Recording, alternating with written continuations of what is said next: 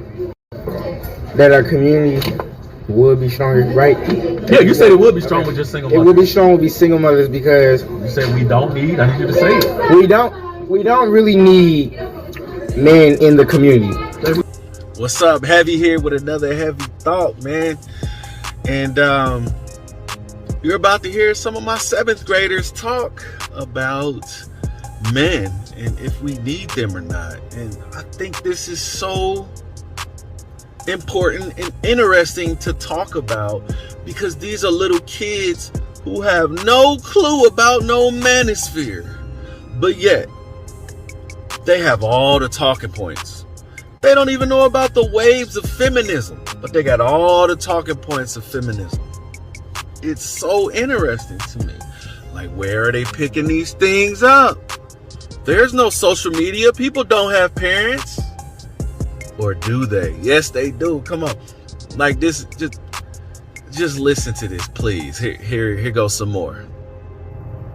Okay, I'm sitting here talking to one of my male students. How old are you? I am 12. 12, all right. So we've been talking about family and stuff. I was talking to him also on another podcast about bullying. And today, he asked me about the podcast I did yesterday. And I told him, I asked my students, hey, if somehow we could put all the single moms and their children in one state, would that create a strong community? And then I even said, how do you think they would compete against the next door state who has the complete family together, which is the mother, the father, and the child? And I want you to tell me what you said about men and how. I just want you to say it. What'd you say? All right, so I said that our community would be stronger, right? Yeah, you said it would be strong with just single mothers. It would be strong with single mothers because you said we don't need. I need you to say it. We don't really need men in the community. There we go. Explain. Only because we got a Women's History Month, right? Right. We do. And I just feel like we don't always need men in our community just to create or make bigger things. We always can have like just women. We always can just have like just women. Like, so the world will be okay with just women. And we're not talking about. We're not going to talk about reproducing. We know we need both to reproduce. The full world would be.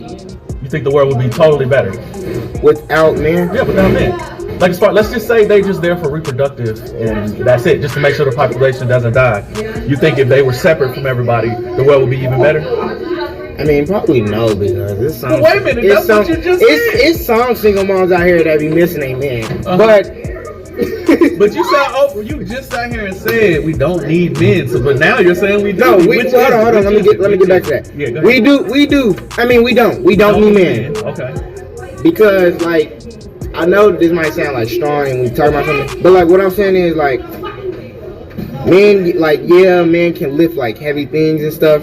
Facts, but we got machines to do that now. Exactly. So yeah, but I'm saying like a couch, like when you always moving something and then the man got to do the heavy work. Hold on, but wait, are you suggesting that women can't team up and move this heavy couch?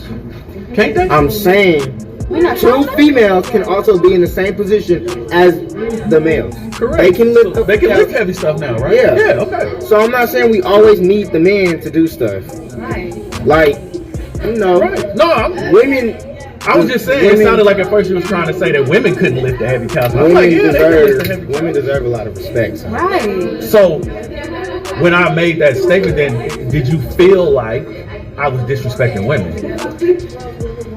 I forgot what you said. What did you say again? Did I make you feel like I know what you said when I said? What did you say? Because my comment is we need both. I'm not making a statement we don't need women. I think the community would be jacked up if all the women disappeared, and I think it would be jacked up if all the men disappeared. We need both. But you made a strong statement and said we don't need men, and I just totally disagree with that. Can I get your answer? All right, go ahead.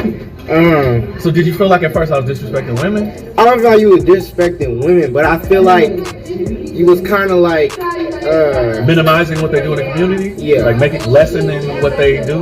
Yeah. Okay. Yeah, I think they're important. I just find it interesting that a lot of us say we don't need men. You rarely hear people say we don't need women. You don't think that's interesting? Like that we don't need women? No, I find it interesting that people are not running around saying we don't need women, but it's tons of people running around saying we don't need men. I find that very interesting. Because we really don't need men. Like, Welcome back to Breakdown Friday. Joseph Ward, Patrick Irvin, Professor Carlton Jones. Just want to put this out real quick. If you hear me sound a little slurring or whatever, it's hard to understand some of the things I said. Got a tooth pulled this morning, but we soldiering through. So we are here because this topic has to be talked about. Shout out to the brother who put this video together. And shout out to Dr. T. Hassan Johnson. I was scrolling through YouTube and I just so happened to come across a video from Dr. T. Hassan Johnson, and I'm looking for some other information I have, but I come across a video from Dr. T. Hassan Johnson. I recently, I subscribed to Dr. T. Hassan Johnson channel, subscribed to it a while ago. But I was going to Dr. T. Hassan Johnson's page to YouTube channel to kind of look at some of the videos that he had with BGS Ibmore, because they be going in, like him and BGS Ibmore, they be going in. They be like a mastermind when they get together. But I came across that video, and it was a lot more because the gentleman was in the video talking and giving this piece as well. But I came across this particular video, and when I saw it, it made me angry. It made me angry because it's the results of things that we see on a regular basis. Our young children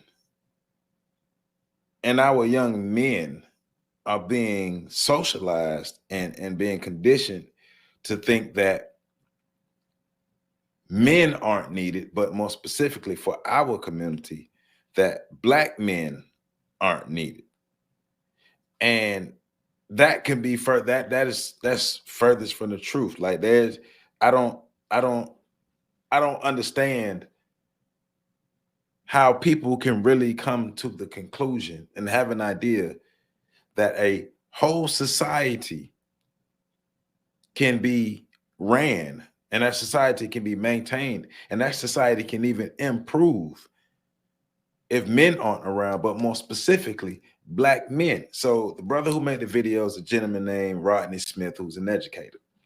The Black Family Institute is Brother Rodney Smith's YouTube channel. So make sure y'all go subscribe to Brother Rodney Smith's YouTube channel. Go do that right now. Pause this and go subscribe to Brother Rodney YouTube channel. Come on back. The Black Family Institute. Link is in the description.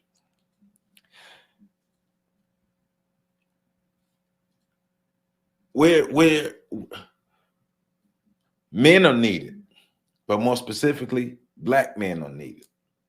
Black women need Black men, and Black men need Black women.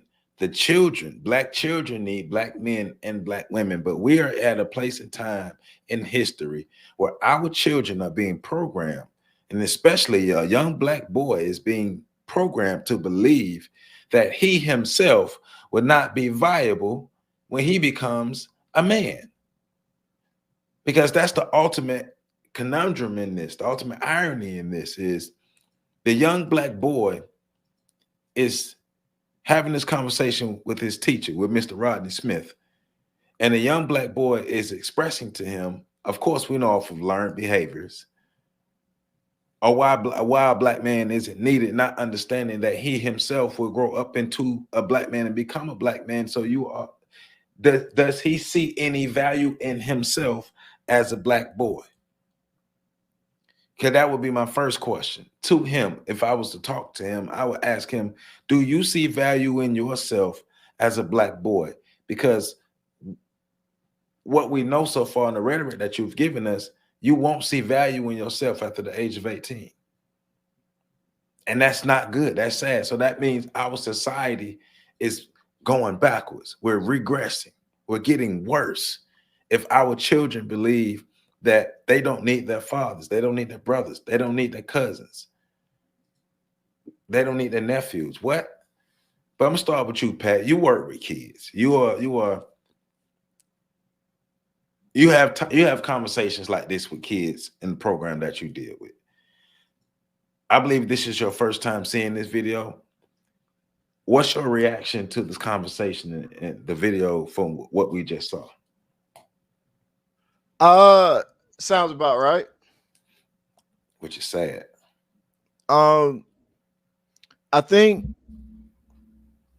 so. I have these conversations. I've been having these conversations with kids for years. My conversations go a bit different. Because I don't give the kid, like, one thing I can appreciate about what the brother was doing was he was trying to give the brother a rope to climb out of the hole that he was digging for himself. And so I can appreciate that. But I think in terms of like really seeing the depths of what we're dealing with, though, you have to remove that lifeline. So when I'm talking to kids about it, I will sit in silence. Well, do you feel like men are needed? Like, I've asked that exact same question, and then I just wait and I watch them spin in circles, and try to figure it out. And like I said, I understand for the purposes of recording and for the purposes of creating a dialogue what the brother was doing, and I can appreciate that.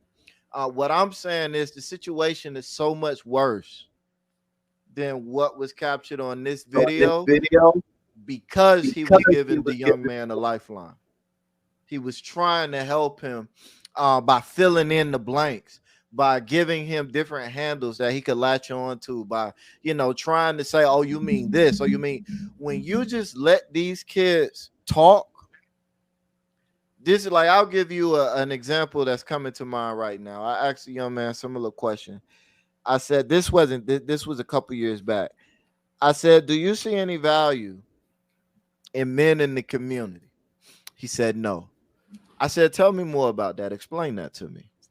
He said, well, when you really look at it, like, women kind of control everything and they do everything. And like, just think about your mother, right? Like, you love your mother more than you love your dad. Like, how many of us don't even really know who our dad is? Like, and the whole time I didn't say a word. I just listened to him. I nodded, letting him know that I was paying. And I listened to him ramble for about 15 minutes. Around about the 6-minute mark, something interesting happened. It's like a light switch went off. He was like, I mean, like I'm not saying men aren't, like, well, hold on. Let me start over. Start thinking about what he was saying. Right. I said, go ahead, start over. He started over. He said, okay, I'm not saying men aren't, like, there's no value in being a man. I'm just saying, like, I think with women, there's just, like, and he got stuck. And that was the loop we was in. He would hard reset back to what he started with, realize what he was saying, and then try to spin out of it and get stuck, trying to equate some sort of value to manhood. And we did this, like I said, I listened to him for about 15 minutes before I finally was like, all right, you can relax because you're about to have an aneurysm. But just watching it over and over with kid after kid, year after year, basically saying the same, family after family, saying the same thing. You know what I'm saying? It really gives you a picture of the depths of the depth of the problem that we're dealing with. And some of these are kids that have been working with me for years. They have fathers in their lives. Some of them do. So you can't just chalk that up to, with them only the kids that ain't got no daddy. I've heard the same thing from kids that have fathers at home. Our program, the program I work in, has more men up there than women in terms of like actual staff, but we still hear it.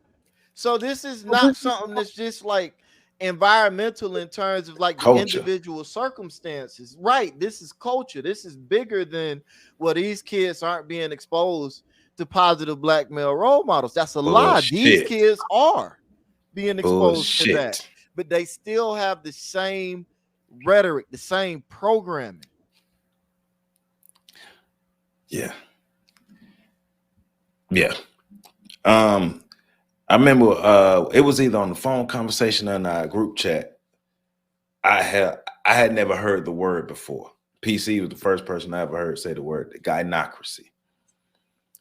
And I know I think Pat was the first person I talked to after that. I say, Pat, what the hell is a gynocracy?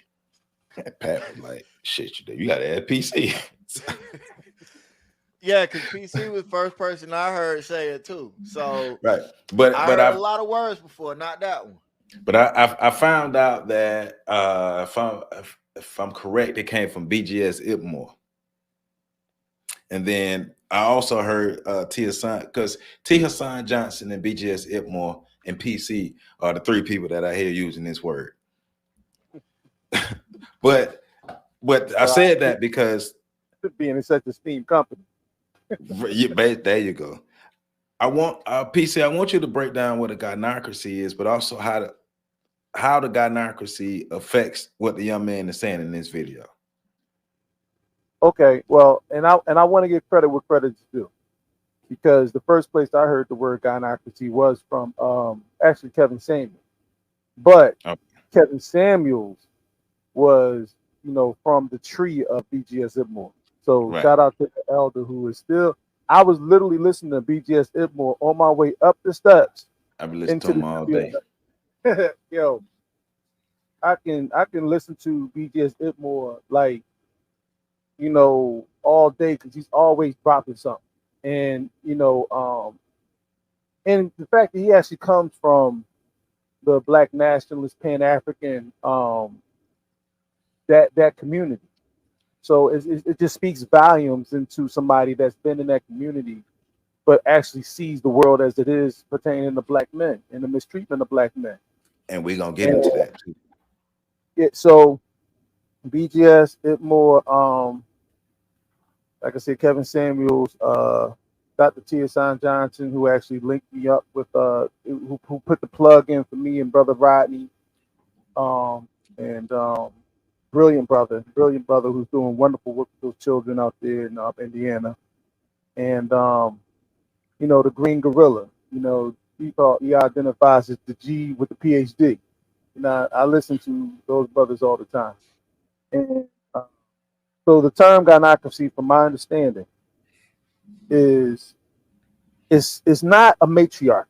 A lot of people believe that we live in a matriarchy in the black community because we live in a matrifocal society that's focused on, an elder, typically Big Mama, who actually is the, she's the bottom line, she's the last line in terms of authority in our community. But actually, what a gynocracy is, it actually points to the fact that if you think of America as a plantation, the black community being a prison on the plantation of America, prison population, right? Then the warden of the prison would be the gynocrat. She is empowered by the state to have gynocratic rule over the prison. She in the prison, everybody has to answer to her, but she still has to answer to the governor of that state. She still has to answer to the government that provides resources to that particular prison. So that's sort of like the best way I can describe it. And in our community, black women have been given so many, lifted so many ways from the federal government, to the point where it's created a niche where it's etched out the man's responsibility in terms of provision, in terms of protection, because all the sister has to do is dial 911 and no matter what the circumstances is, the brother is going to be targeted. And she knows this. So what's been happening in our community as of late is black men have been painted into a corner to a point where black men have not been able to exude any masculine authority in our community, and we're always challenged. I could recall a year and a half ago working in a middle school teaching social studies, and a seventh grade girl raised up on me and lifted her head up and eyeballed me and said, "Look." And before she can get the next word out, I had to, "Oh, who are you talking to, little girl?" And it sort of snapped her back into reality for her to realize she was actually talking to a grown man. But in gynocratic rule, it doesn't matter the age of the man. It doesn't matter the age of the girl or the women. We constantly saw on Kevin Samuel's show women that was young enough to be his daughter talking to him as though he needed to answer to her authority. We see that a lot in our community. We see that a lot from black women specifically too. Brother, we see, and I work on a college campus, and I normally don't do this because people like doxing and all that stuff, but I work for in that college, I work for a program called the Center for Male Engagement. Our primary purpose is to level the playing field for young brothers so that they actually have a chance to succeed in that academic arena. You know what happens on a daily basis? We constantly get bombarded from other departments talking about, well, y'all have all these resources and y'all do all these different things. How come we can't do this for the girl? Young ladies are walking to our office, see us hard at work and say, how come we don't have this for the girl? Not understanding that they already function from an academic advantage. Every program at their school is designed for them. And the reason we even exist is because the deficit that exists on college campuses for young black males. It's an adverse environment. Nobody helps them out and tells them. We got first year college students all the time.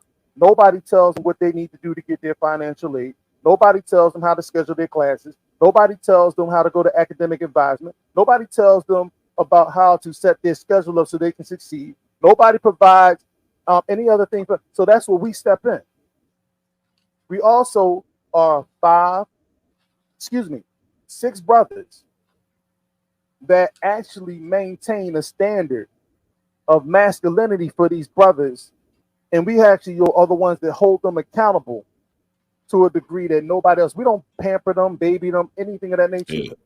Good. But we treat them, because we understand that more than just what's described in our job descriptions, we have to actually be there to give black men a chance to succeed in that environment. Not just in that environment, but we have to, succeed in a place where they can succeed above and beyond just a 2-year community college.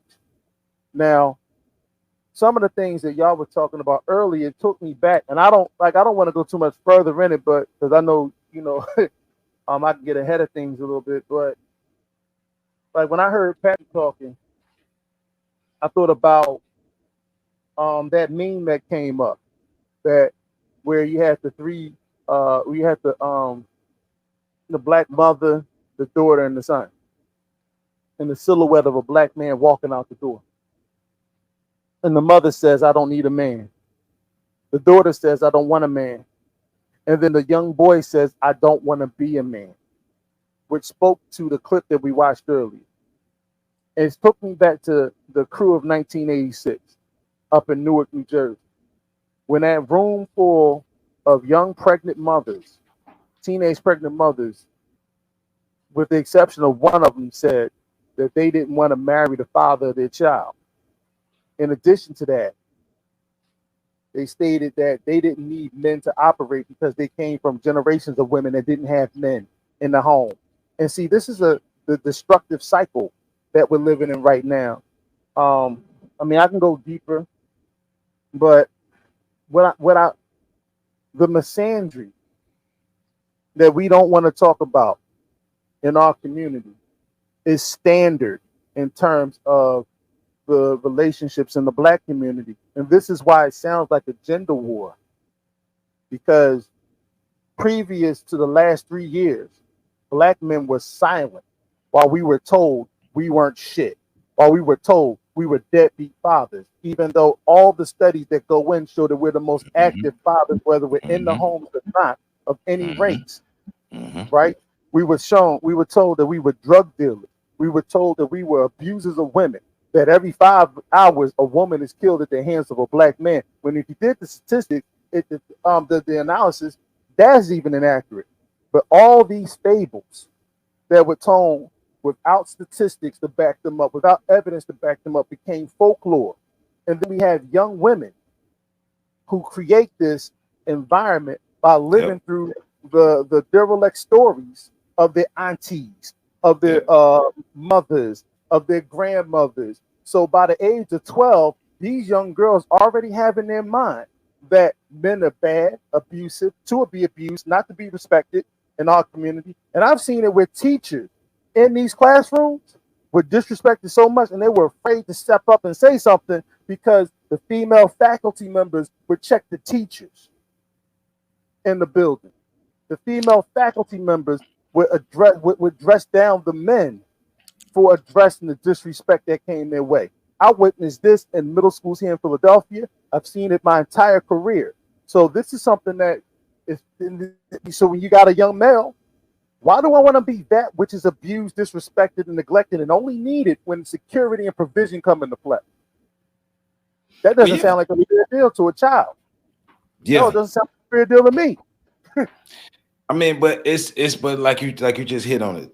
The bullshit is, and the little hair that could grow on my head, I want to rip it out when I hear women saying this, because having discourse with women about the black man, black woman issues in the black community, especially issues between the black man and black woman. And like you just said, PC, they'll say, well, the black man did this, and this, and this, and this. And then we'll hit them with the statistics. Well, no, the statistics actually show that all of this was a lie. Their rebuttal is, well, I don't really believe statistics. And I'm like, but you're like, stop being intellectually lazy. A lot of these women, I'm talking about conversations that I've had with women with master's degrees. So you don't believe in statistics, but you got your ass on the airplane and flew somewhere. And you felt safe on the airplane because of what? The statistics. So it's not that you don't believe in statistics. It's when the narrative that you are comfortable with is challenged. Now you have a problem. And so black men, we got to drop our nets and stop being soft. We got to step the fuck up and stop being pushovers. Look, our community is falling apart. Our community is being ripped from us. The rift between black men and black women is getting wider. I don't think that rift is going to start closing anytime soon. But what can't happen is we sit by and allow our children to see us as something that's not valuable, something that's not viable. We might not be able to fix a lot of the relationships with the black women, but us taking more control of what we have in our lives and being more visible and doing more of what we can, speaking up more, having more pushback. We need to do that. Black men, we do have to step up in that aspect. But black women, y'all got to stop believing the bullshit. Y'all got to stop being intellectually lazy. If somebody tells you something, go verify it. I don't care how many stories you heard. I don't care about the tears. I don't care about the emotions and none of that. You're not verifying stuff. So you believe like 50 years of lies. You believe black men ain't. They told us all my life, I've been told that black men don't take care of their kids. Well, lo and behold, the CDC do a study and show black men are the most involved fathers. I was looking at something earlier today. It said black men black men pay their child support more than any other men. Basically, if you run the studies, despite racism, because intersectionality affects black men too. Intersectionality is not exclusive to black women. So let's get that right. So I'm facing being a black person in America. Oh, and I have disparities as a man in America as well. Black man in America, I have disparities. I face things. The government is not helping me. Most institutions don't help me. The cities that I live in, that we live in, most of the resources don't help us. But in spite of that, we're still stepping up and being the best fathers out there.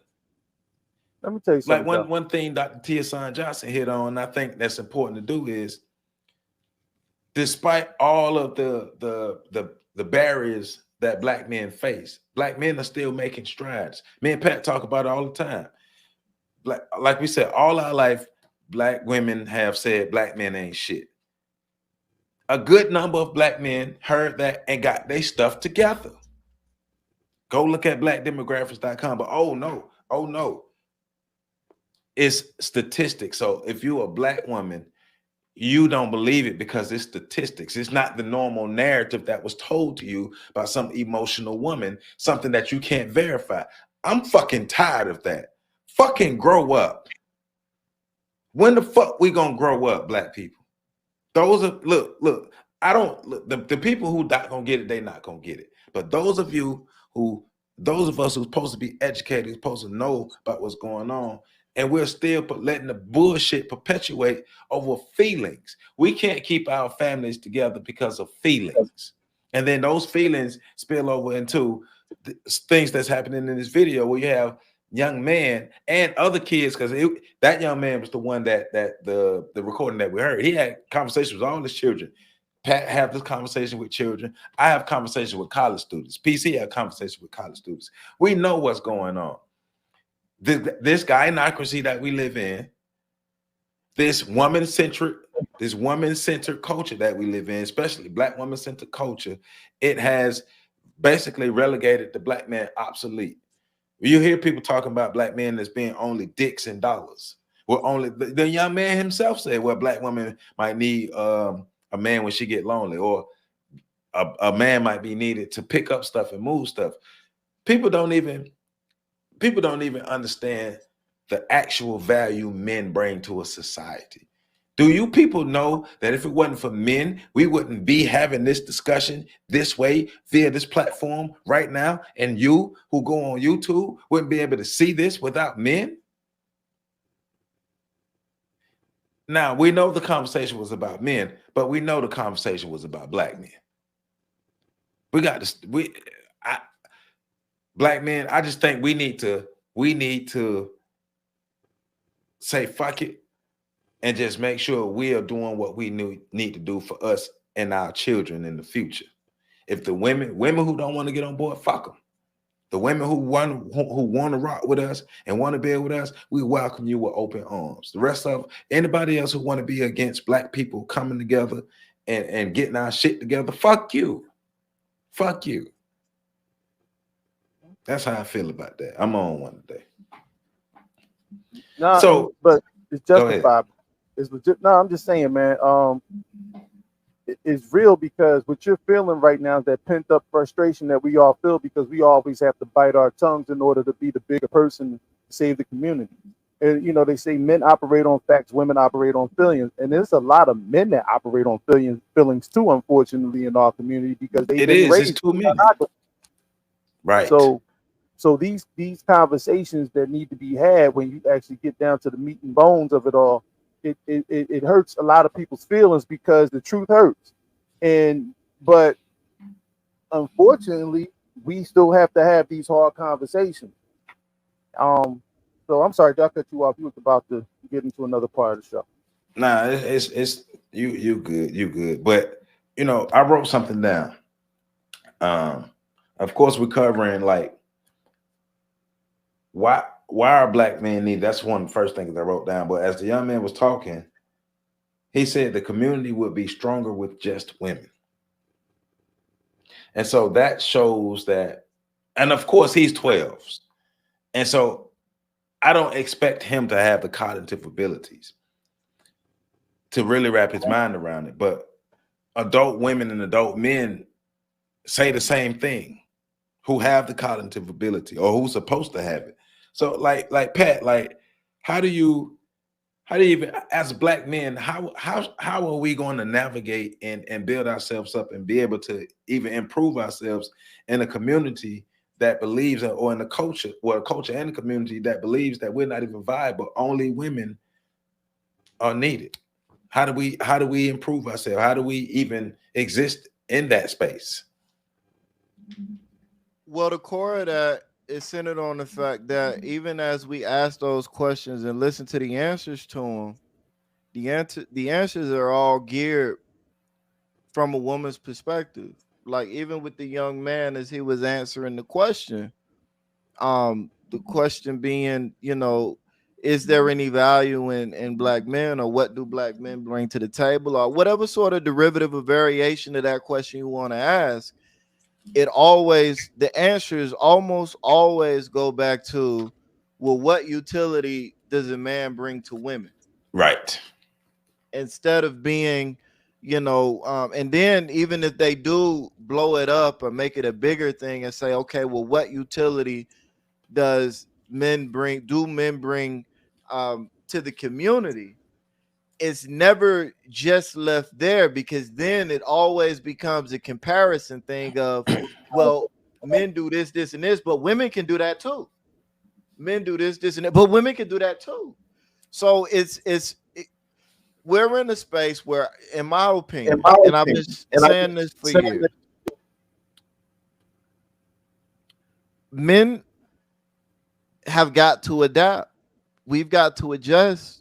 We've got to change. We've got to stop saying that the sacredness and the sanctity of a woman is that she is the first teacher of the child. Well, if she is the first teacher of the child, and these are the lessons that our children are learning, then that has to change. And if we're being honest, it should have been changed. Well, yeah. We shouldn't have gone so deep into a culture to where a woman can have a child and feel like she owns the child solely outright. Black men, we did play into that. We did get into that, putting women as the pedestal, saying a woman is the creator of life. If the sperm don't hit the egg, what we talking about? Well, it goes into the question, which again people misinterpret when I say it, and sometimes I let them if I want to laugh. But when you say what's more important, the seed or the soil, you know what I'm saying? What's more important? The soil gonna be there. Right, the soil gonna be there. But if nothing is planted in that soil, and that can be a joke on so many different levels, because on the one hand, without the seeds, you just got dirt. You just got dirt, something we walk all over. You know what I'm saying? But these are the questions, right? And the honest answer is you need both, right, to have a healthy plant. Now, obviously hydroponics and all that other stuff, you can actually grow plants now without soil. All you need is the seed. But that's beyond the point. I just wanted to say that, because somebody might say it, and we understand that it's possible. You don't need, all you really need is the seed. We get it. But for human procreative purposes, right, we still need both. And so there needs to be a culture change that happens. Instead of everything, because again, and men need to push back on narratives. Happy wife, happy life. Why is that a thing? What's the equivalent for? What's the equivalent for husbands? And it's not to devalue women at all. It's to reset the balance. It's to say, look, I understand women are important. We do need women. Absolutely. They carry the seed, and that's important. But we also need the seed bringer. We also need masculinity. Like you need both. Our ancient religions used to tell us that you needed balance in order to. The only godlike ability that we have is the ability to create, and in order to utilize that ability, you need masculine and feminine in balance. You know, it ain't just about the man. It ain't just about the woman being fucked and being pleased. It ain't just about the man being fucked and being pleased. You need, look, when a woman orgasms during sex, that serves a purpose. It helps with the fertility process. Cupping action. It helps that her get happens. pregnant. You need all these things to work together. And what has happened is we've fallen so deep into this hole of imbalance where we've overcorrected for a problem that never really existed in our community to begin with. Yes. Hold on. Not to cut you off, but yes. No, go ahead. Highlighting that. Like you just said, there was an I was just thinking, it's funny because I was just thinking that earlier, like this is all because of an overcorrection, but it's an overcorrection for, like you just said, a problem that never existed in our community. When did the black man have the power to oppress black women? Because you got to remember, systems and power, because we talk about systematic oppression, systematic racism. If you can leave me, there's no system in place. You're not oppressed. You can't leave oppression. You can't leave oppression. You can't break up with oppression. Now, were a number of black women abused by their husbands? Yes, but guess what? A number of black men were abused by their wives. Did a number of black men cheat on their women? Yep. But guess what? A number of black women cheated on their husbands. Did daddy have more than one family? Yep, but guess what? Grandma had more than one family too. Well, but we only heard one dynamic. Well, and again, because yes, some grandpas had more than one family. Right. There were also plenty of grandpas that only had one family, and that family was filled with kids that weren't his, that he thought were. So like grandma wasn't spotless in all of this either. But again, in order for balance, you've got to address both issues. This is statistically known. The black community, black relationships have always been more egalitarian in nature. They've always been more equal in nature than the larger American society. Black men have always been more flexible, more patient, and more forgiving with their women than Asian men in American society, and than white men in Asian society, and than Hispanic men in Asian society. Like these things are documented. That's why I like to think with evidence to back it up, but nobody can know for sure. But I do like to think this is one of the reasons why black women have a reputation for being women that don't take no shit. It's because their men have given them the leeway to be that type of woman. Let's hold on, Joe. Let's be clear about this. If black men were the assholes that we were made out to be, we wouldn't live in the gynocracy. Look, it'd be a lot of y'all walking around with proof that y'all have been told things more than once. We'll just say it that way. I mean, and what was I just about to say? I think it was along the lines of so black men in America specifically have never had any type of control over our women. How were we going to do that when we didn't even have control over our own lives? We didn't have control over our own families. We got to remember, you're talking about a group of people where both the man and the woman were enslaved. I know a lot of y'all think black men was at the Super Bowl doing slavery. I know that.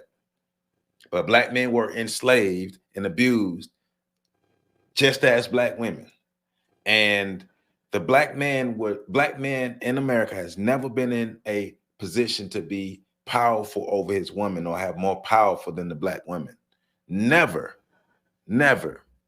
Other groups of men have that positioning with their women because they were able.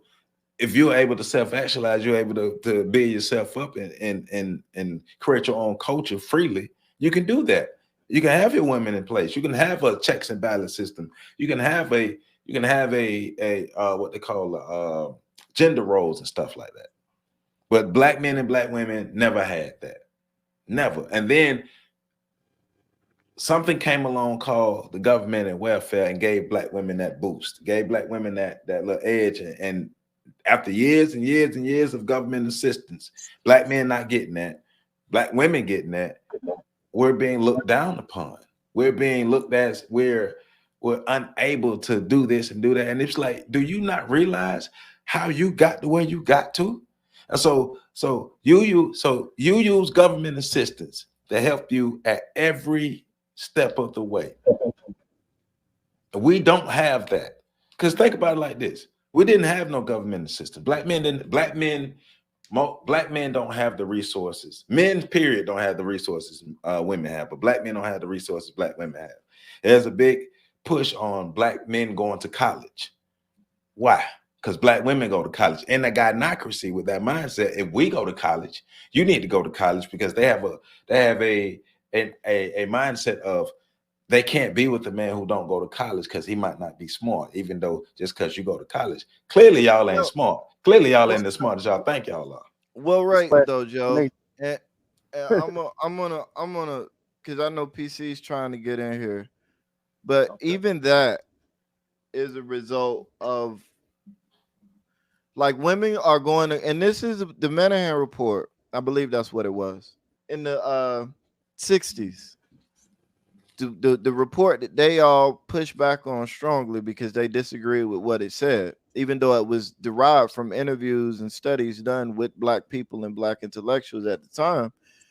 It showed that black women during that period, 50s, 60s, and 70s, were being pushed to college by cultural forces, by social and societal forces. Their families were grooming their daughters to go to college, while grooming their sons to go to trade school or to pick up a skill or to do something blue collar. So you created a situation where the women were ushered into college by the community. The men were ushered into the workforce by the community. And then 30 years later, you attack the men for not going to college. Even though we still make more money than the women. Well, but that's beyond the point. You created this problem. Like, I get what you're saying. But because the college thing is not just about dollars, in my opinion, it's also about status. It is. You created men that don't have this status because you told them not to get it. Meanwhile, you told the little girls to go get it. Yeah. Go ahead, PC. I'm sorry. We got to let off some steam. It's understood because we have these conversations privately, but it's rare. We always say we need to have a show like this. So, but going back to the balance thing, when that spark of life enters that egg, it is carrying 23 chromosomes. The egg has 23 chromosomes. When you combine them, you have both. You need both, sets of chromosomes just to spark life. That's one part of it. But when we talk about, and I was taking a lot of notes while I was talking. One of the things that I find ironic about this whole concept about feminism, which is one of the main factors in the division between black men and black women and the devaluing of black males in our community from a very young age.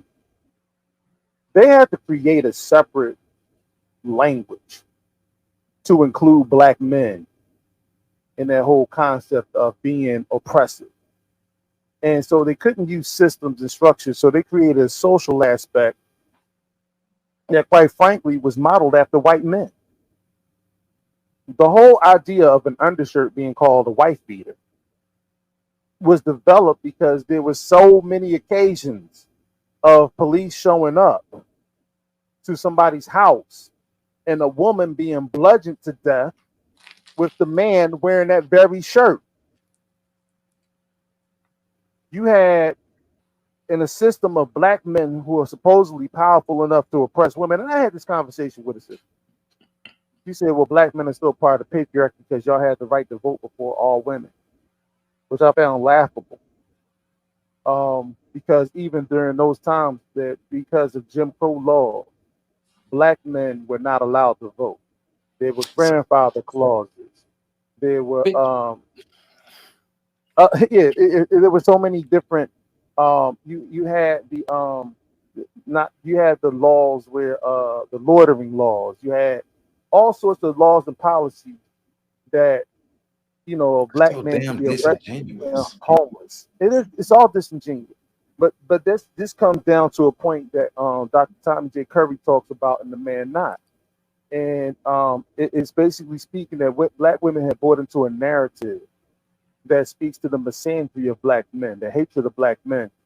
And because of it, they will hold on to any thread of anything that supports that narrative. And even when you defeat all the arguments, logically speaking, because there's still that misandrous spirit in our women, they will still try to find a crack in your argument that will validate the entirety of black men being oppressive and abusive and all these different things that we're not.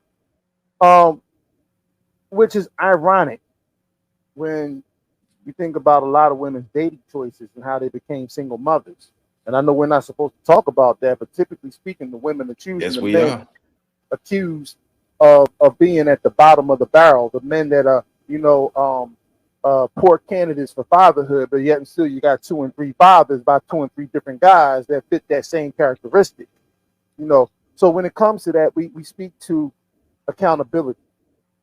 And because you can't just say I was wrong and detail why you were wrong and show true attrition for it.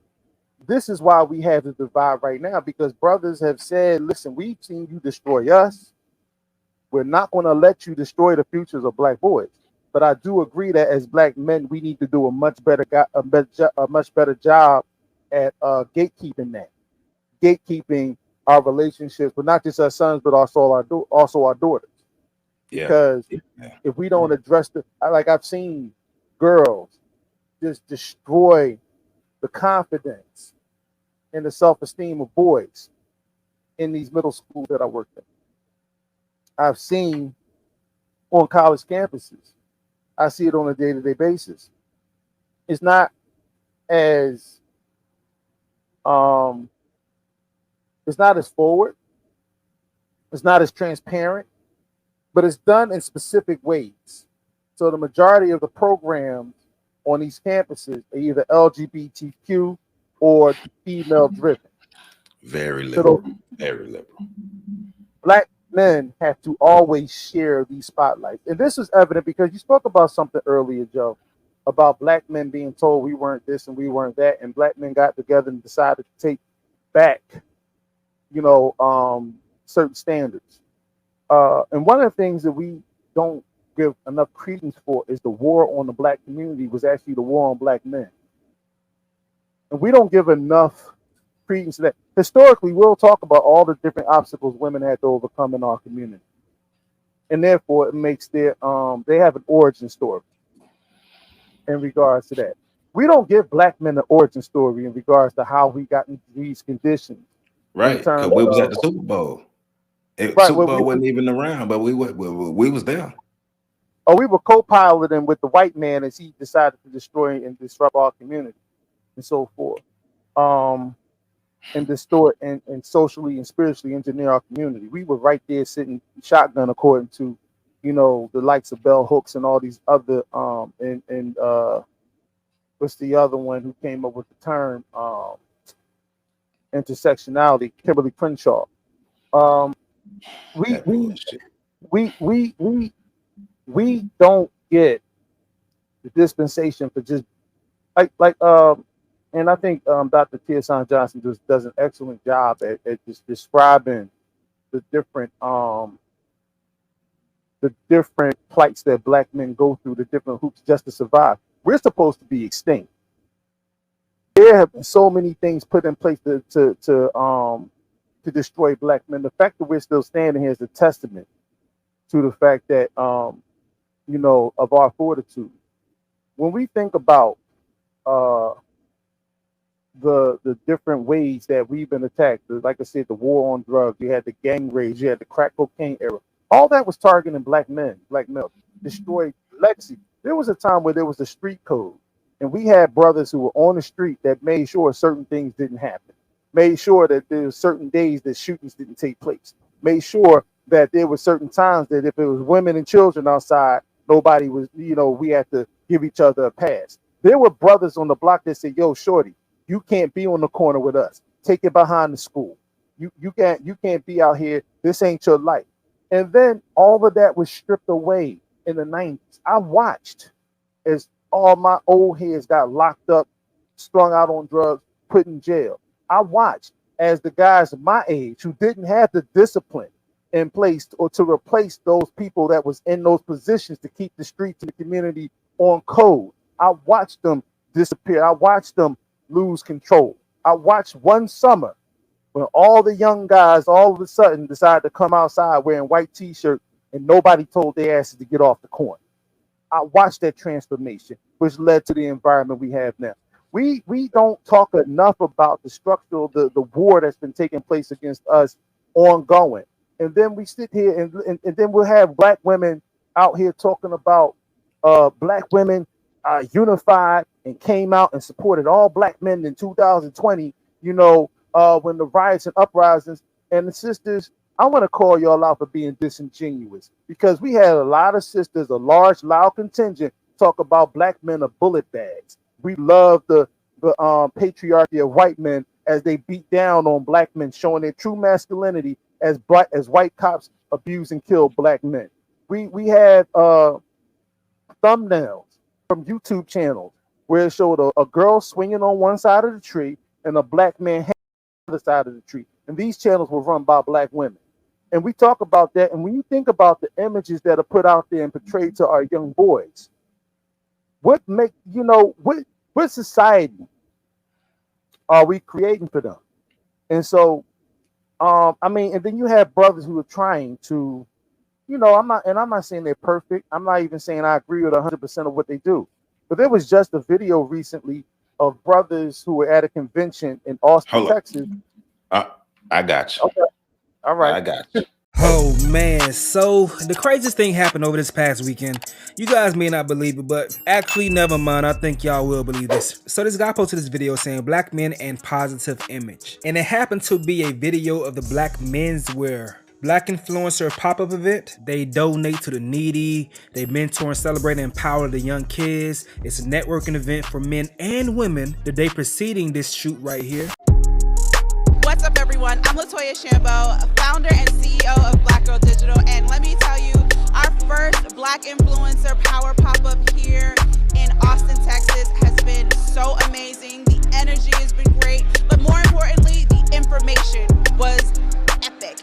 What I enjoyed most about today was connecting with other creators on all levels. The fact that not only were we able to connect, we were able to really talk with other personalities, connect with other creators and businesses, swap numbers, all social medias, and even enjoy like a laugh and toast to some mimosas. There were so many different amazing people, from brands to creators to business leaders to thought leaders. Listen, today's event was absolutely crazy. If you're thinking about going to any event out here, it better be this one.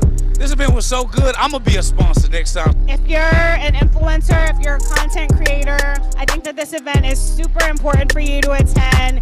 You will learn, you will connect. So definitely come to the next one. And many other people like this guy right here teaches kids chess and financial literacy weekly. Not saying everyone there is angels, but they're humans, and you know, sometimes humans have flaws, but the image that they're trying to portray and put out there is a positive one. It's a concerted effort to put a positive image of black men on social media. Now this guy right here, after sharing this post, he says, I did not realize when I posted this video, it would go viral, and two, it would trigger a lot of black feminists and some LGBT. They did not find anything positive about this video, positive image about black men. They're up to do their dirty work for white supremacists. So you see all these black men in suits. Let's check out this black girl in a bonnet and see what she has to say. So if you're so active on the app formerly known as Twitter, then I'm sure you have seen this video. It's literally just a video of them going down a line of black men in suits, and the caption is black man in positive image. And when anyone is giving them pushback or asking about this picture, they're just saying we're being negative. But I just have a few questions. How many of these men are husbands or significant others? How many of these men are active fathers in their children's lives? If there is child support to be paid, is it current? Are these men active partners in their relationships? How are they positively influencing their local community? Are they holding men around them accountable who do not do the things that I just said? Because it's not enough for you to be the type of man that lives up to the societal image of what a positive black man is. But if you entertain men who are not that way, you're just as big of a problem, especially if you don't call them out. I guess I just don't understand why black men knowing what Burlington Coat Factory is means it's a positive image. But okay, all right. Wow. Yeah. When has that young lady in that video, when has she ever questioned the credentials of a group of women looking nice, putting up videos like that, dressed to the nines, doing positive things? When has that young lady ever questioned the value of women? So this is a bad thing now, black men. This is the extent of the insanity. This is the shit that Neely Fuller was talking about. This is the shit that Dr. Francis Cress Welsing was talking about. This is the shit that Amos Wilson been talking about. This is the insanity. This is what you get stuff like that when that's an erosion of the brain. That's an erosion of the brain to see that and turn into a negative thing. And then this young lady try to dissect it and question the character of these men. Lady, how many black women do you all give a pass for doing some fuck shit? No, well, Joe, let's not, you know, we can go tit for tat, but let's analyze what she was saying and doing. Because everything she mentioned was basically saying, how are these men of any value to me as a black woman? Are they in a relationship? Was her first concern. Why does that matter? I can't be a good person if I'm not in a relationship. Are they active parents in their children's lives? So I can't, well, we already know, B. Simone gave us the answer to that, because, you know, apparently if Martin Luther King was not necessarily the greatest husband, then we should throw away all of his other accomplishments, because that makes him a horrible person, which again speaks to the fact that everything is about what is of value to them. Women. It's not even about the community. Like she said, are these men current in their child support? So I can't be a good person if I'm not current in my child support. And it like, let's be clear, it's not even about these men being because when I watched the video, I took it as, all right, it's a video of a line of dudes in suits. Cool. Keep it pushing. They not doing nothing negative. They not doing nothing bad. They smiling and having fun, dressed, looking nice in suits. That's all that's there. That's literally everything. That's the only thing that's there.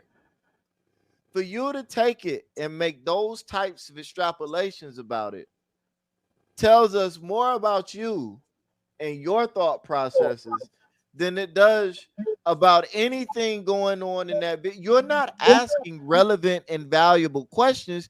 You're letting us know that essentially the only time a man can be positive in your estimation is when he's doing something of benefit to women. Because they talked about in the video about how some of the men were doing positive things in the community for kids. Right.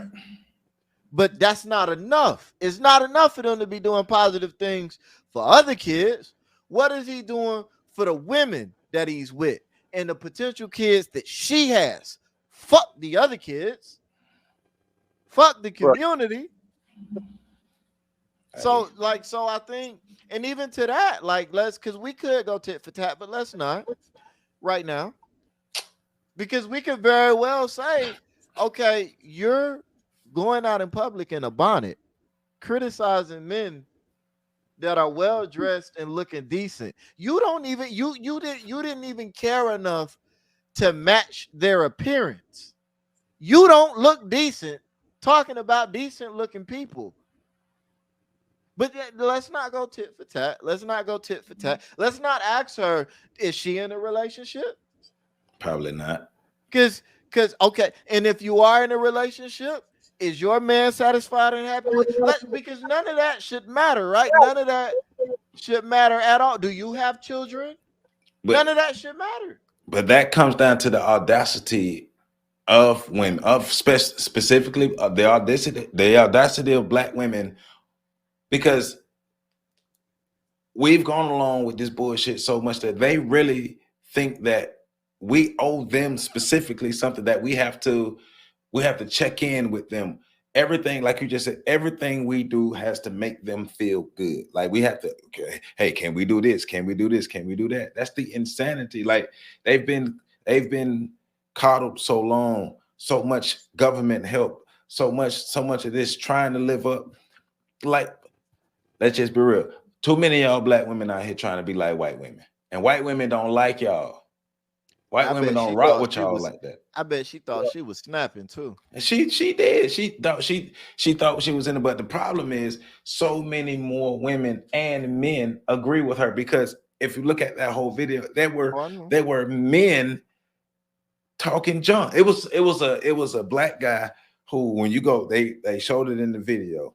When you look through his stuff, he's dressed like a woman, talking bad about these men.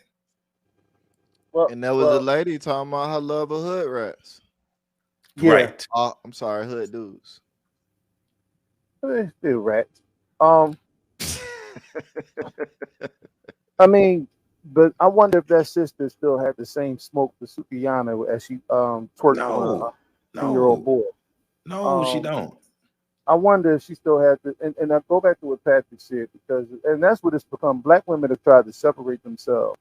And I'm not even trying to qualify by saying some. No, Black women, until y'all come reclaim y'all image the same way those brothers was trying to reestablish the image of Black men, until y'all reclaim y'all image, y'all all take the hit for this. Because, you know, Sukiyana should have been canceled for essaying. Cardi B. But I'm talking about in particular, she committed a crime on that 10-year-old boy on a video that she produced. She should be in jail. At the very least, she should be convicted in the court of public opinion. But we have too many women that will defend that shit. We have too many women that will defend women twerking at the Cape of No Hope.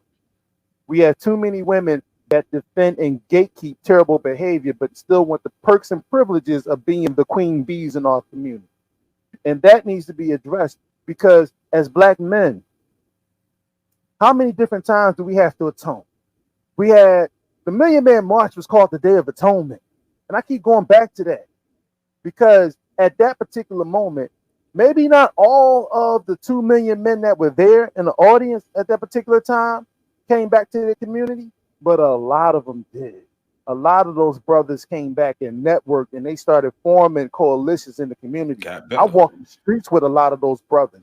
I walked in the worst neighborhoods in Philadelphia, some of the worst neighborhoods in New York, some of the worst neighborhoods around the country, building with those men. Baltimore, Maryland, building with those men about trying to take back the strife and figure out a way to build in those communities with zero resources. I looked up today, just today, because and shout out to T.S. Johnson. He goes over this a lot. We talk about the perks and things of that nature in terms of building our community and the grants. There are billions of dollars of grants that are allocated to black women to start small businesses, specifically since 2020. There are zero grants directed towards black men. Yep. Now, this is a call out to our black millionaires and our black billionaires to get something started, but they still don't have the courage to do something specifically for black men. But aside from that, a lot of brothers are tired of this. And so when black women were celebrating and partying and dancing when Kevin Samuels died, a lot of brothers checked out. The whole reinvigoration and birth of the Passport Bros came out of that. A lot of other brothers have slowly been leaving quietly. So even the misandry that they hear, the shame language and things of that nature, the sign language, the shame, the insult, the guilt, and the need to be right is being perpetuated on social media loud and clear, whether it's TikTok, X, or Facebook or Instagram. A lot of those brothers are in places that they don't even hear that shit no more. A lot of the women that's making these loud complaints and continuously doubling down on the misandry of black men, voices are going unheard. And sisters, a lot of y'all that are actually addressing this, not necessarily doing it in good faith. You're doing it because you thought you could sit idly by, kiki and giggle as black men were being destroyed, character assassination, black women going on shows like Oprah talking about the misogyny of black men, talking about black men on the down low, talking about there not enough black men because the whole rumor about black men being more black men being in prison than being in college started on that talk show circuit. All those different things where nobody stood up for 40 years except for sisters like Shahrazad Ali and Dr. Frances Cress Welsing. Nobody stood up and said anything to perpetuate, to even stop it. And now all of a sudden we have a gaggle of sisters who are now supposedly speaking up. But I believe is you're speaking up because you recognize, you looked around the room and realized a lot of brothers ain't here. And that's because they're tired of the abuse. And you can say what you want, but the verbal abuse, because just as deep sometimes is the physical abuse. But we got the evidence to show. Too. We got the evidence to show that black women commit physical abuse against black men just as much as black men do it against black women. We got the evidence. Well, not only that, black men are better at paying child support than black women. Let's talk about that. Of course. But you know, every day that passes, my desire to be married decreases. Every day that passes, it decreases.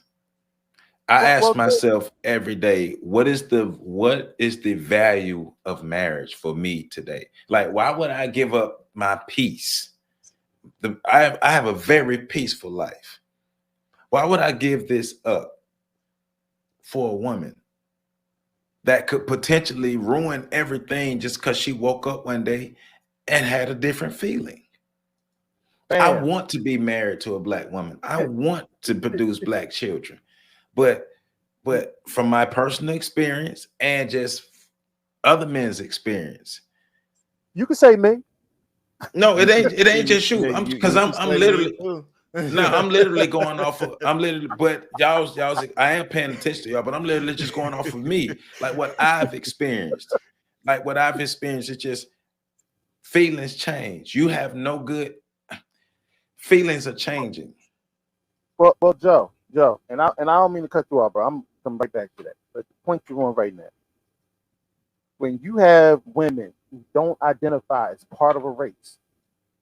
I mean, when Ice Cube came up with the Plan of Black America, Plan for Black America, and the Queens of Soul on Fox Soul, the Cocktail Queens on Fox Soul, they said they were not a part of the black community. Not a part of the black community. What do you have for black women? And so who the hell are we supposed to be protecting then if you're not a part of the black community?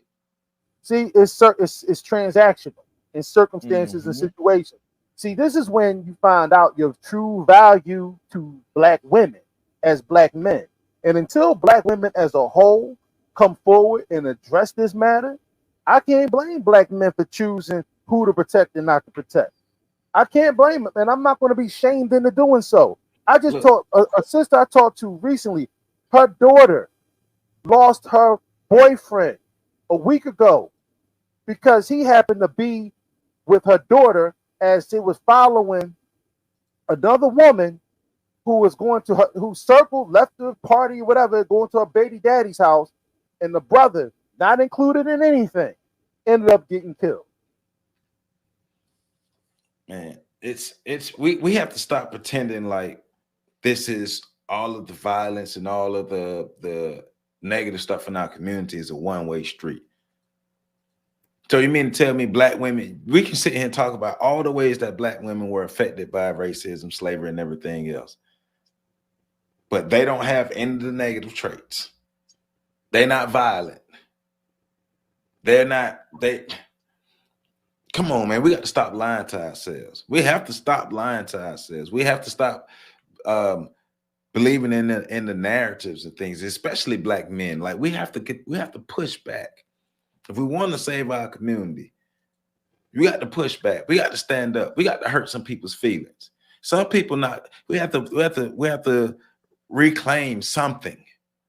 We can't, because it's just getting worse. It's not gonna get any better if we just continue to let it. Because like what old girl told us, Pat, we should just take it. Yep. Been hearing that a lot lately. Black men need to shut. Me too. Black men need to shut up and just take it. Black women are telling us that we need to shut up and just take it, and they're not willing to shut up and just take it. Oh no! What type of bullshit is that? It's really telling us that there's no community to be saved. And I hate to come to this because I spend the vast majority of my life, as you brothers, in terms of, trying to figure out a way to stitch this community back together. There's no saving what's currently identified as the black community. All we can do is watch the shit burn down, and hopefully something arises like a phoenix from the ashes. And hopefully the something is us getting to these children, being their first teachers, and going against the grain. And what that means is hurting people's feelings. When women found out that I had the Brothers Building Brotherhood, the first thing they tried to figure out is how could they be a part of it? And I told them, you can. Why can't we ever have shit to ourselves so that we can build for ourselves? Because we're going to be accused and blamed for not being the leaders you say you want, even though when we become the leaders you want, the biggest pushback we get is from the women who claim they want the fucking leaders. But those women who will say, well, y'all need some feminine energy in that. Y'all need to add women to this. No, we're having a conversation about men stuff. We don't ask to be a part of you guys' stuff when you're doing stuff for women. So why the disrespect? It's like the women that always preach too.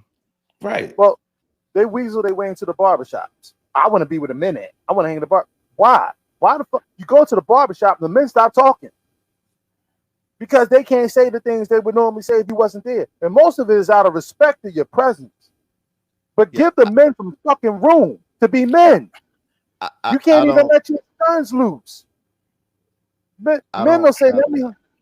But bro, I got college students that have to call home to let their mother know that they're on campus and going home. These young boys feel the perpetual responsibility. They get no value, but they feel the perpetual responsibility to save their families. Yeah, and that's putting them at a young age. And then they say, you can't have, and these boys have men in their lives, but the dominant part of the fact that 80% of the households in the black community are run by black women. And I don't want to hear this shit about, well, where all the men go. First of all, you can't build a family off a one-night stand. And we're going to start calling that shit out. Men gatekeep relationships. Women gatekeep sex. If you don't want to have a fucking baby by a fucking bum, then don't have sex with a fucking bum. But they keep having sex with the dudes who have the worst potential of being fathers. You have babies with them and then get mad because he's not a father. Well, they have babies with men that already have shown that they're derelict fathers. These people already got like 5 or 6 children, and I'm being generous. I mean, being conservative in that measure. Some of these men got 20 fucking kids by 16 baby moms, and you want to be 17. I got a cousin with like 20, 25 children, and he just recently had a baby, maybe a year or two ago. Well, they all know. I want to be clear on this, right? Because people will say, well, it sounds like y'all mad because you can't get with the hood rat chick. No, we're not mad that we can't get with the hood rat chick. We mad because our community fucked up. Yeah, like this is where I say it goes back to what PC said earlier, right? Like it's up to the women to correct those narratives. It's plenty of women out there that have perfectly good men, perfectly healthy relationships. These are the relationships that a lot of our famous celebrities, most of our famous celebrities, actually come from two-parent homes. It's interesting how we always highlight the ones that come from single-parent homes. Most of them come from two-parent homes. And that's been the case going all the way back. A good chunk of the Black community, the positive and successful components of the Black community, have been created by two-parent successful relationships. But those women in those relationships seldom step up and speak out when those other women are talking reckless. That is why our relationships, that's why the image of the Black male is in the trash. Look, Black women, we don't need y'all to go toe-to-toe and fist fight for us. We need y'all to do the one piece of protecting y'all can do, which is to protect our image, protect our credibility. Yeah. That's where you're failing. Every woman that has a good man should be up in arms and tearing these crazy sideways talking wenches down. But they not. They're protecting them. And that's what PC was talking about earlier. They're making excuses for them. Well, like when Cardi B came out and said that she allegedly drugged the guys and had them robbed and all this stuff. If you look in the comments of the videos, like women like, well, she just had to do what she had to do. So Bill, what?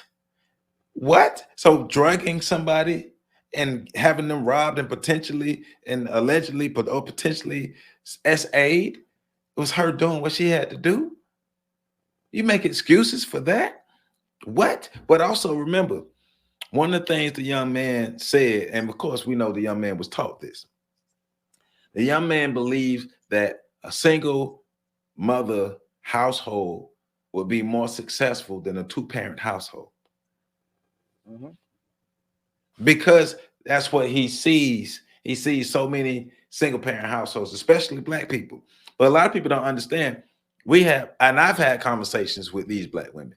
We have a number of Black women who they only want to be mothers. They have a strong urge to be a mother. They don't want the father. They don't want the family or nothing to come with it. But then down the line, they want to be victims. You can't do that. They also want to be home wreckers.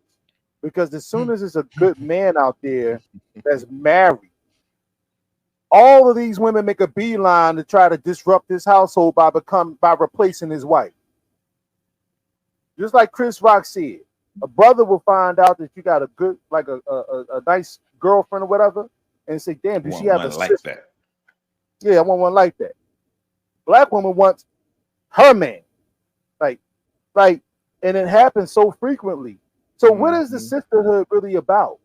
Because you want to break up this household, you end up following around, and most people are weak with the flesh.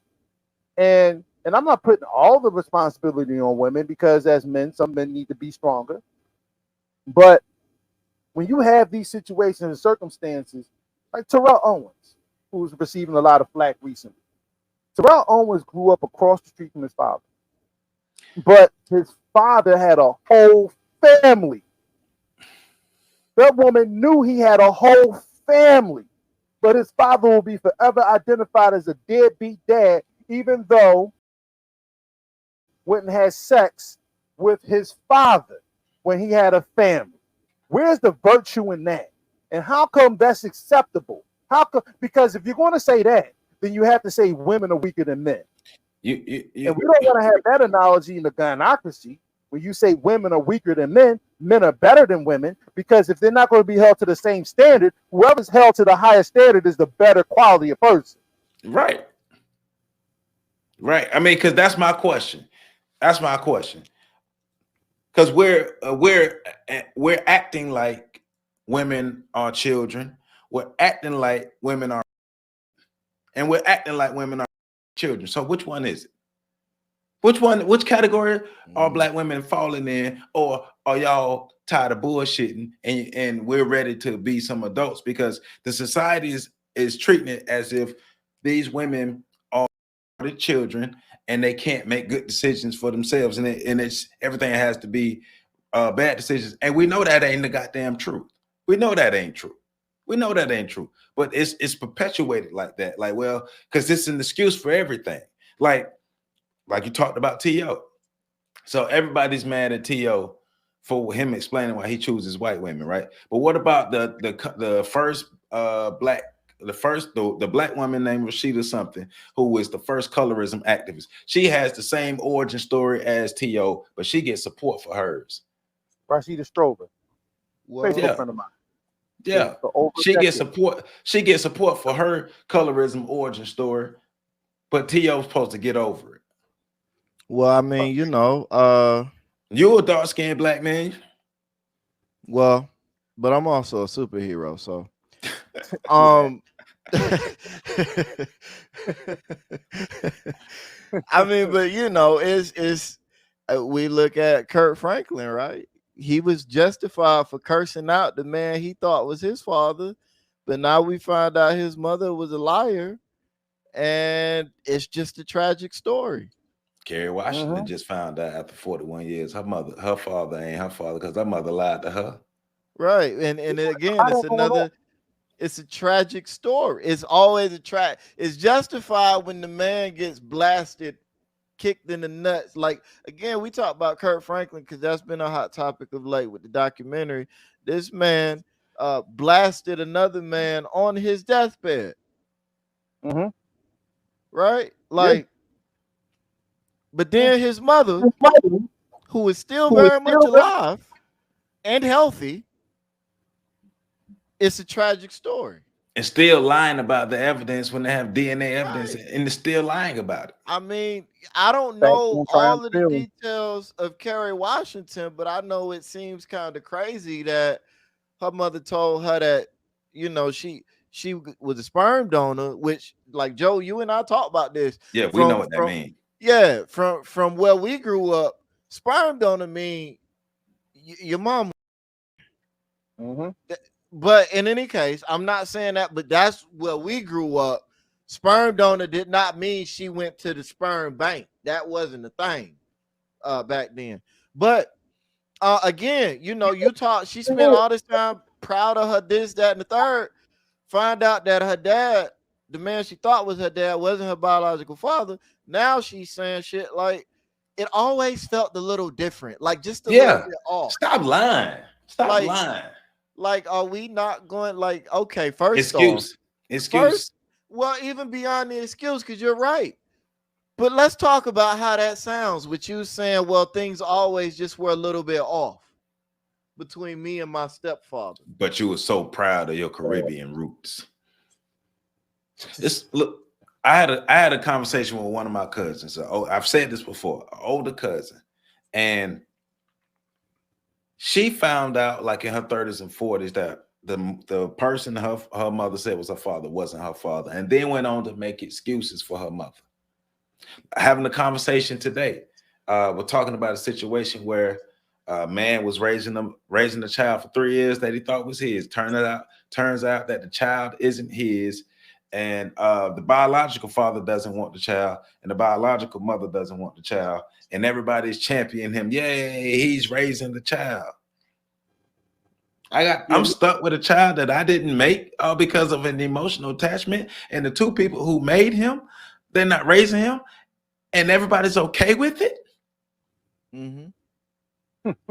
Wow. And this is the tangled web that's weaved in the gynocracy. And this is also all these different things. We started off, think about this. We started off talking about a 12-year-old boy who didn't necessarily see the importance of men in the community and society. And that conversation spiraled into the gynocracy, into the deep-seated part of the gynocracy. But it all still spins back to the part where, if we're going to talk about the black community, it's still matrifocal centered. All in the lack of value that comes from for these young males is that they don't see a place in anything we talked about tonight. They don't see, and this here is the entirety of the black community, what we talked about tonight. And there's no place, a positive place, a comfortable place, a place that offers peace, if Joe said earlier, where black men could operate and function. And this is why. And Pat, you remember this conversation because we were on a UI conference call. This is before we had all of this, StreamYard and all this. And there was a sister on the phone who purposefully misunderstood a remark that I made. And it came out, and we had a whole, I won't even call it a conversation, an argument for about 2 hours, where this sister broke down and said, and I said, listen, the problems of the black community supersede the differences between the men and the women. This was a decade ago. Out of her mouth, she said, I would rather see the community burn if we can't get the men to do what we want to do. What the fuck does that mean? No, that's stupid, man. That's stupid. Let's take who it was. Look, that's dumb. But you know, that's dumb. But that's Joe, dumb. We've worked or tried to work with women in the past that have said, if things ain't going my way, I burn the organization to the ground. I'd rather see the organization burn than that. Like, we've worked with not just one or two, three that I can think of clearly that have articulated that at one point or another. So stop complaining about your current conditions that we're in. You're helping these conditions get worse. Here's the crazy part about that. I guess they feel good about it. So. Oh yeah.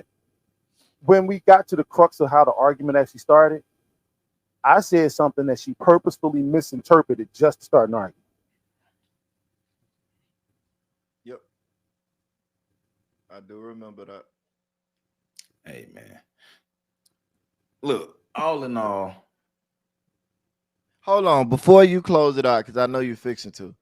Before the women out there say, well, it sounds like y'all just keep running into a certain type of woman, because we know that's coming. Mm-hmm. We've interacted with women from all walks of life, from the hood rats to the real life corporate American chicks to the real life PhDs. And I say that because everybody on social media got a corporate job and 6 PhDs. No, we've run into the real life women with the credentials that a lot of people are pretending like they have. And when we tell you there is not a big difference in terms of class, they're getting the same outcomes. Women, right? They behave the same. The only difference is their ability to articulate. That's how Erykah Badu get the same outcome as Young Miami, single mothers. Right. How the hell does Erykah Badu get the same outcome as the city girl?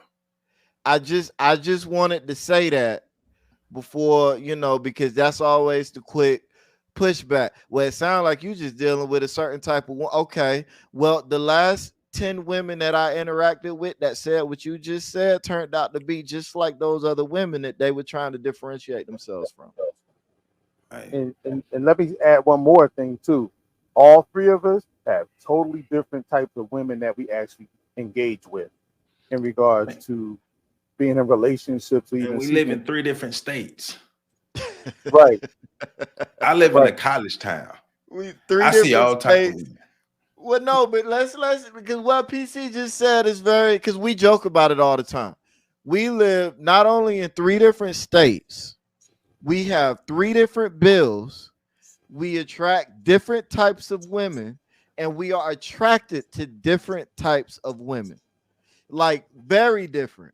Like we'll have arguments on basic stuff. Like that's how different, and that also shows a real brotherhood because we can totally disagree on shit and still be cool. But anyway, that's neither here nor there. But the level of differentiate, like the scope, the range that is present in the three of us, for us all to be coming to the same place. Yeah.